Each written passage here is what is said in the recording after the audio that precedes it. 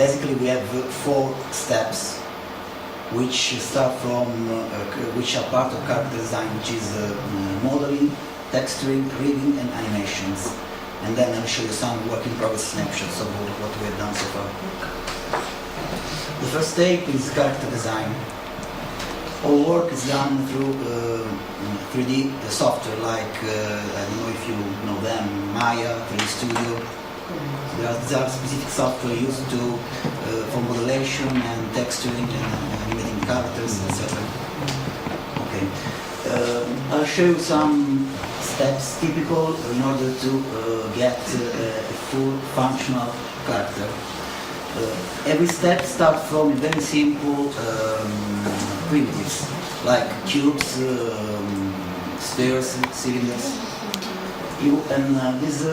These basic primitives then will be extruded in order to obtain some more complex shape.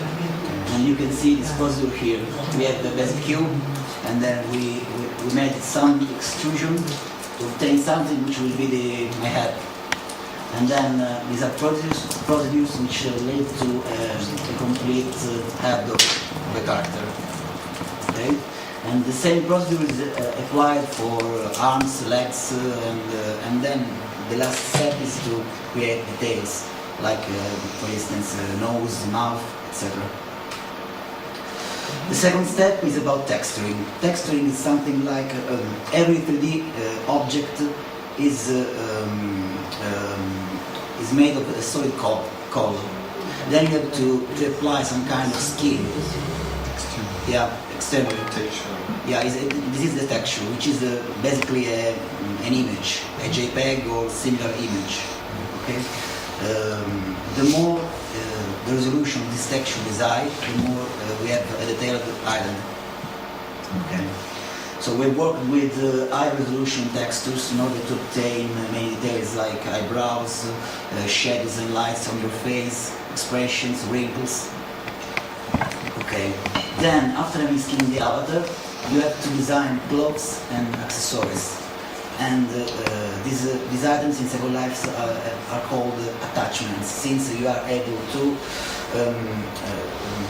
manage those items freely. You can take, for instance, a bag and move it from left hand to right hand and so on.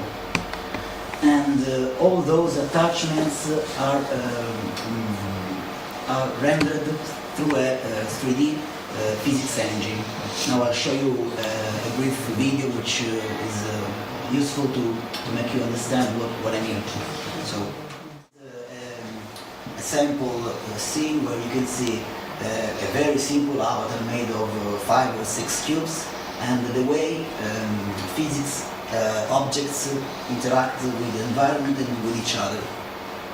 There is a Newtonian physics engine which manages all these items.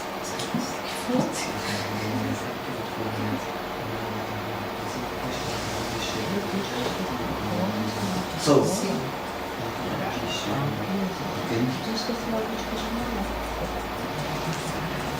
don't matter, the character is just a simple character.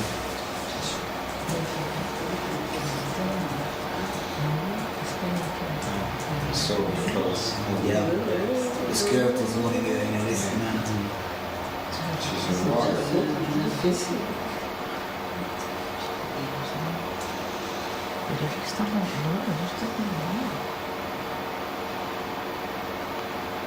Okay, it was just to give you an idea what I'm talking. Okay.